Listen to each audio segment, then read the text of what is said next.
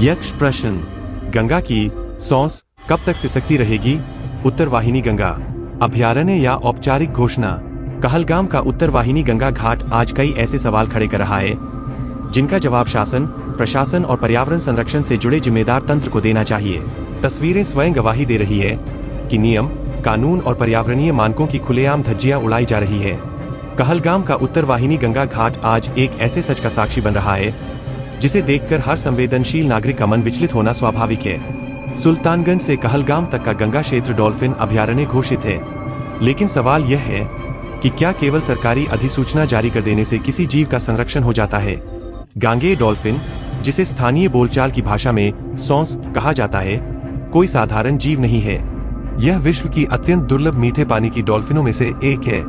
इसकी सबसे बड़ी विशेषता यह है कि इसकी दृष्टि अत्यंत कमजोर होती है। यह अपनी यात्रा और शिकार के लिए ध्वनि तरंगों, इकोलोकेशन का सहारा लेती है।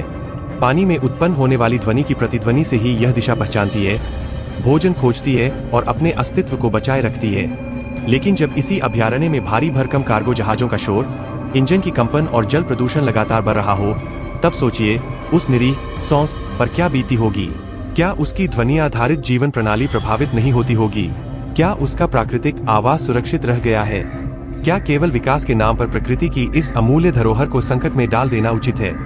विडंबना यह है कि जिस क्षेत्र को डॉल्फिन संरक्षण के लिए अभयारण्य घोषित किया गया, वही नियमों की धज्जियां उड़ती दिखाई देती है।